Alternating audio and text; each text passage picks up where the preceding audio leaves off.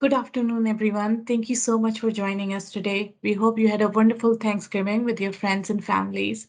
My name is Maria Asher, and I'm a co-portfolio manager on Westwood Select Equity and Dividend Select Strategies.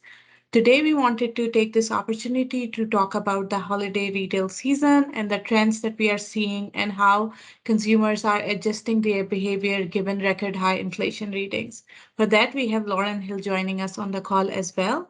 Lauren is a senior vice president and a portfolio manager on our US value team. He's also an expert on US consumer, having covered that segment of the market for more than 2 decades. Hi, Lauren. How are you doing? Hi, good Maria. How are you? I'm doing fine, thank you. So let's get started.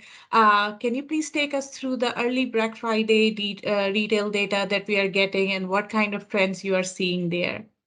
I'm happy to. So, gone are the days of the 5 a.m. doorbusters with people stampeding for just a few items on Thanksgiving morning.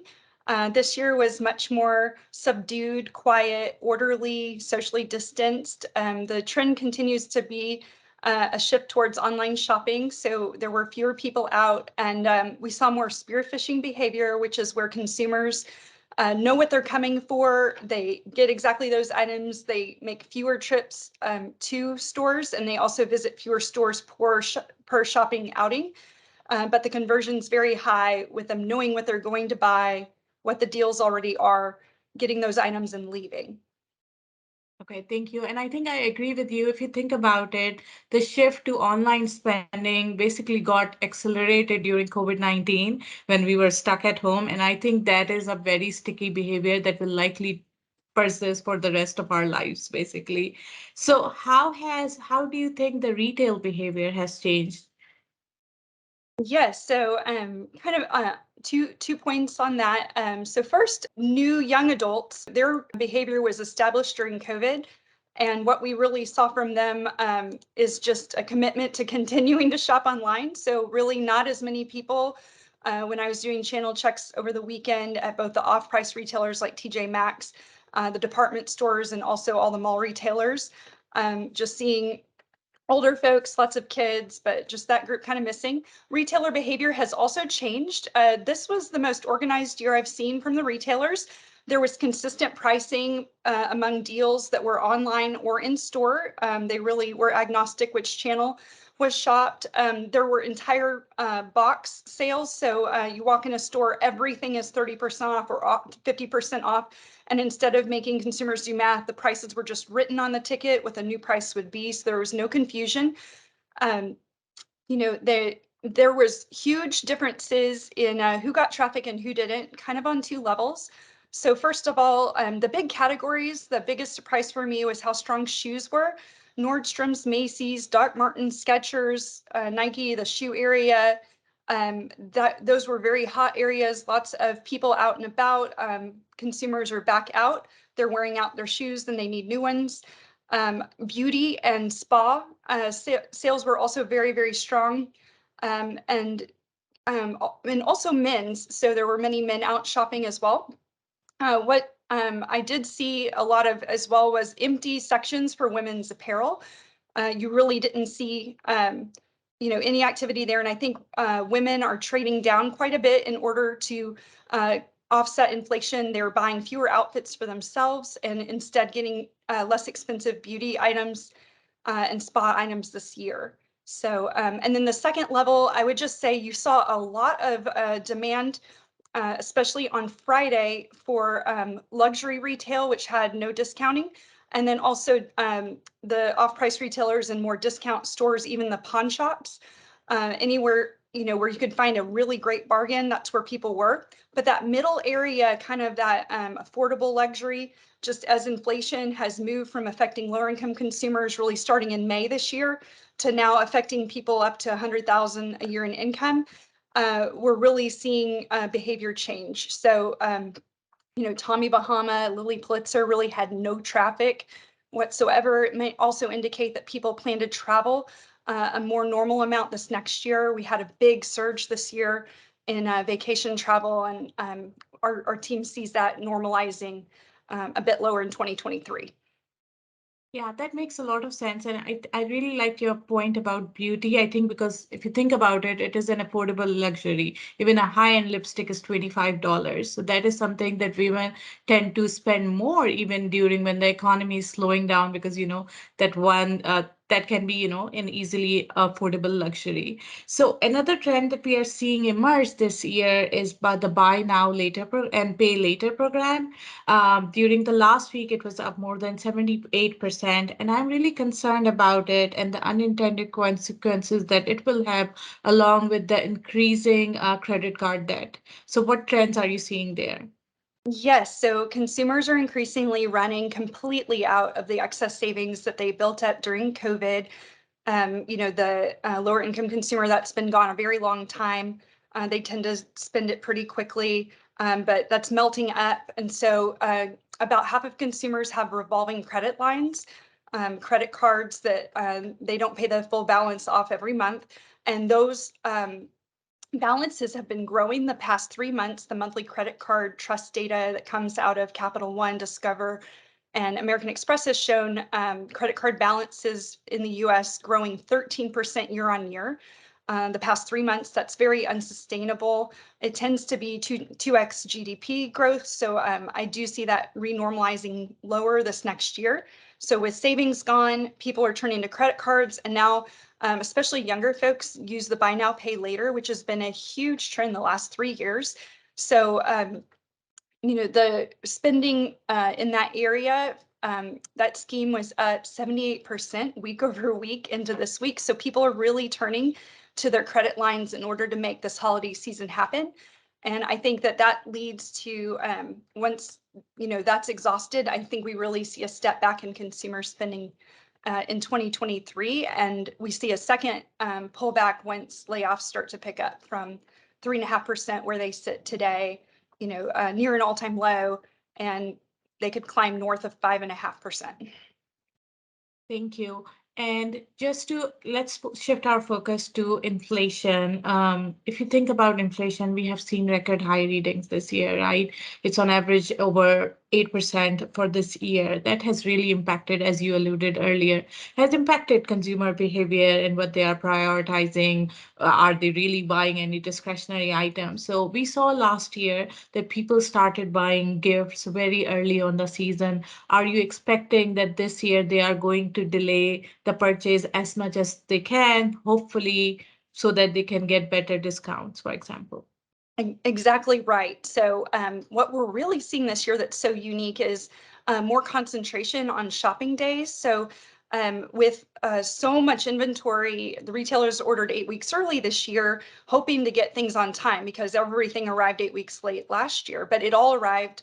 The supply chain, luckily, is very healthy again. It arrived 8 weeks early. And so we had inventory piled high, and we started to see Amazon, Walmart, Target, others offer kind of a pre-Black Friday 2-day sale. We had a second Prime Day for the first time ever this year, where they started to sell at deeper discounts for 2 days in October. So those were big shopping days. I think this 4-day weekend ending today on Cyber Monday will also have really strong growth. I think we could see Black Friday weekend sales up 15% over last year's sales.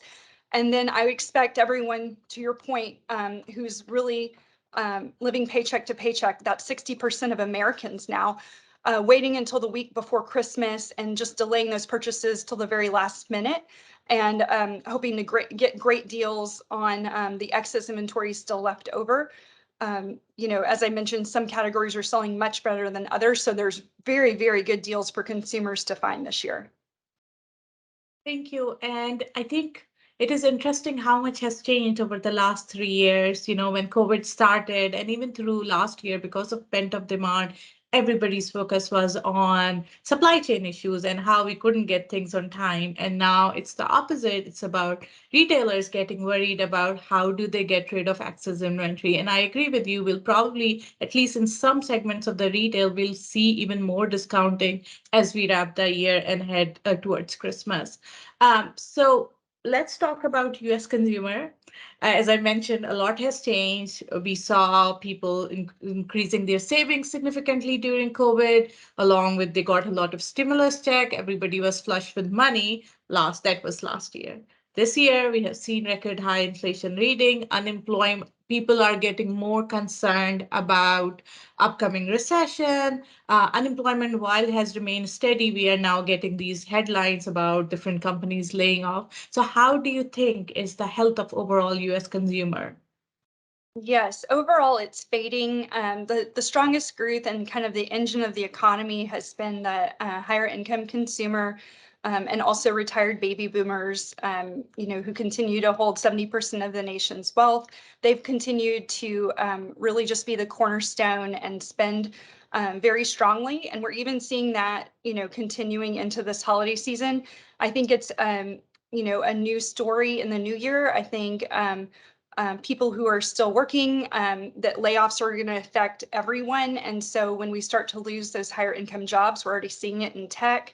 And I expect more of it in services, especially hospitality, as travel comes down and people spend a little bit less this next year. We may not need everyone, working for the airlines and hotel restaurants and all of the shopping at those vacation sites and things. So when we see the layoffs pick up, we're going to really see the consumer spending less overall. And also just the uncertainty tends to make people a little more conservative as well. So, they start to hear of friends and family losing jobs, and it just makes them less willing to go out and spend the way that they have, certainly the past 3 years. Yeah, that makes a lot of sense. And I think another thing to think about is now you're seeing headlines like this morning, there was a headline that how 6 out of 10 Americans are living paycheck to paycheck. And now even families that are making more than $100,000 are having difficulty affording things. At least the good news is inflation appears to be easing up versus where it has been earlier this summer. I think we'll get the inflation data next week that will all in a couple of weeks that will also provide us some guidelines onto how the overall trend is going. So in terms of holiday shopping, which segments of the market do you think are selling the best, and where do you think the retailers are struggling? Yes. So just stepping back overall, I think sales will probably grow about 5% for holiday shopping versus a year ago. I think we're going to see those spikes. So Black Friday weekend, maybe up 15%, but then these big lulls where people start to really get worried about the health of the consumer. They're just really holding out for bargains this year.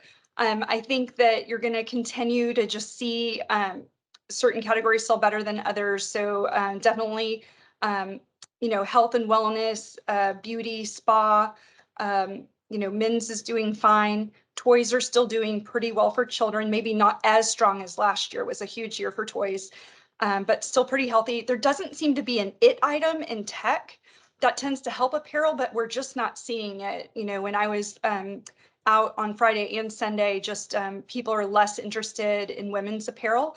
So, it's just going to be category by category. And depending on how much excess each retailer has, they're going to have to put bigger and bigger discounts in order to clear that inventory before the consumer, wraps it up and just stops shopping. I also think one last point is gift cards, because there were so many shortages last year. You couldn't get what you wanted. Gift cards were a big gift and really helped continue spending into January.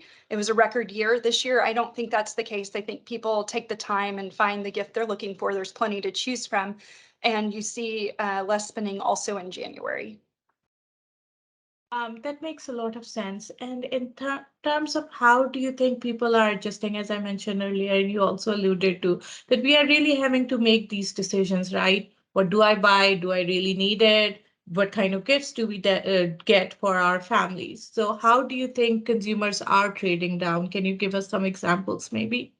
Yeah, so if women aren't buying apparel for themselves this holiday season, that frees up more money to, pay for everyday things, with rent and food and gasoline all up double digits. That creates room for them to buy gifts for the loved ones they would normally buy gifts for.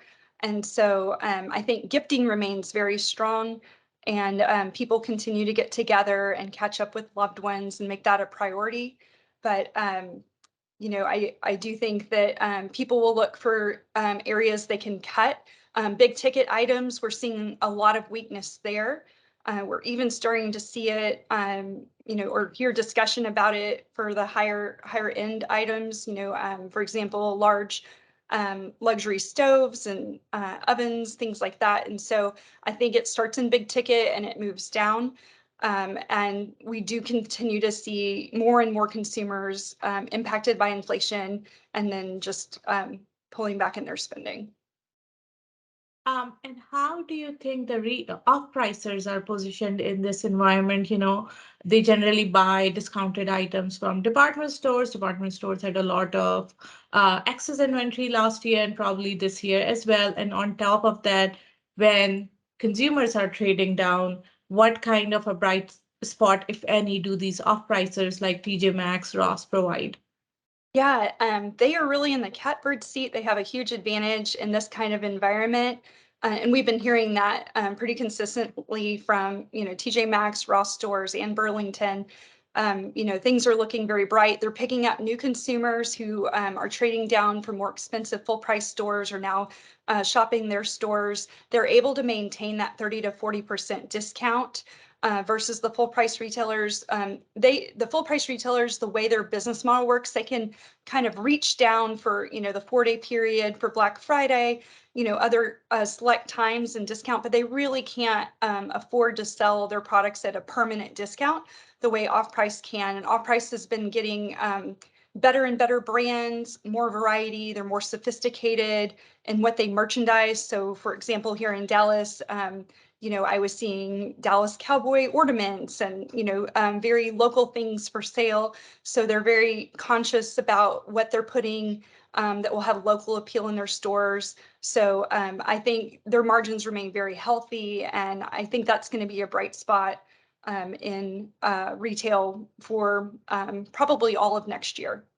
Yeah, and I think on top of all that, what I really like about the off-pricers is the treasure hunting experience that you can never take. While, we have seen this continuous shift to online spending, I think people still like to go to, for example, Home Goods and see what's out there. And as you mentioned, they might find a cowboy ornament or something, So I think these companies are really well positioned no matter what the economic environment is, because they tend to attract just a very loyal customer base. So just I think we have just a soft question about what do you think are the best holiday gifts this year? Yes. So there's a number of items that are selling really, really well this year. I mentioned shoes, particularly comfortable ones like sneakers, electronics, but more so like Apple MacBooks are selling very well. Smart home equipment, audio equipment, gaming consoles. People are spending a greater portion of their time at home, so they're making that environment more and more comfortable. We're seeing Dyson products, vacuum cleaners, things like that sell very well. And then toys, the popular ones this year, the brands are Fortnite, Roblox, Bluey, Funko Pop, and also Disney's Encanto is what we're hearing.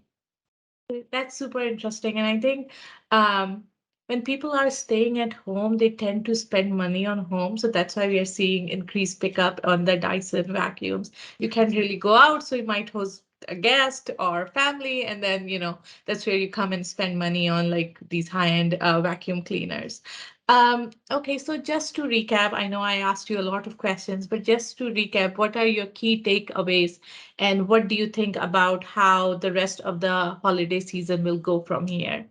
Yes. So I really think that while sales will be pretty good for most retailers, they're really going to be under pressure on gross margins. Westwood invests in quality and we're very, very selective on the names we pick in consumer discretionary. So I'm very confident in the businesses that we own across the portfolios. But I think there's going to be a lot of pain out there as margins come down, as promotions have to be given earlier, last longer, and then really we're going to see big clearance in the new year of excess goods that just didn't get sold.